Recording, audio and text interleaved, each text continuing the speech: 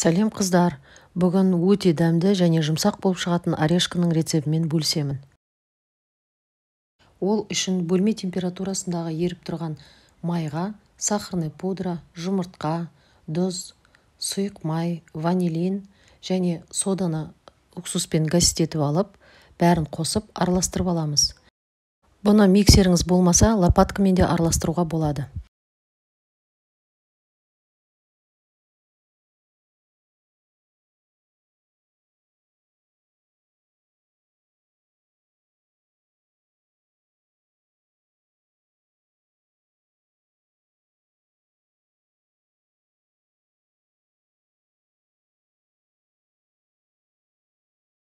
Алдын ала елегіштен өткізілген жоғарғы сұрыпты ұнды қосып, жұмсақ қамыр илейміз.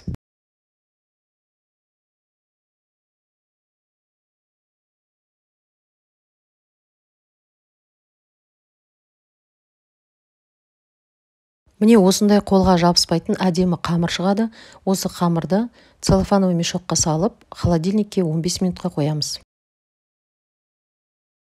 Холодильниктен алғаннан кейін бұл қамырды 4-5 граммнан өлшеп бөліп аламыз.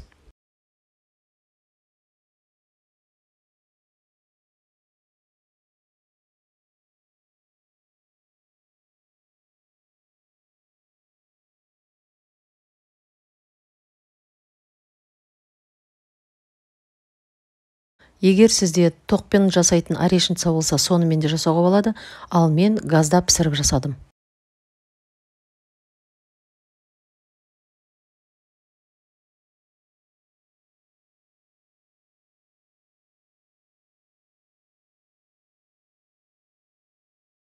Бұл орешкалар орташа отта табаға жабыспай 2 минутта пісіп шығады.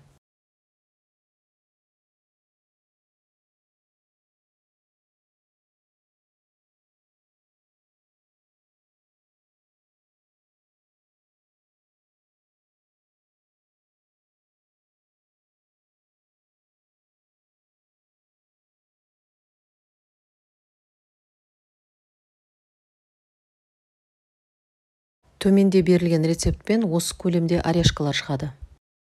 Мен салмасына тек қана сгущенка салдым, ал описаниеге екінші салманың рецебін жазып қоямын.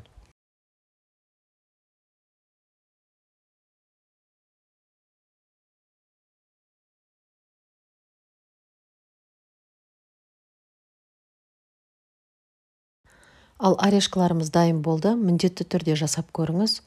Видео ұнаса, лайк басып, комментарий қалдырыңыз.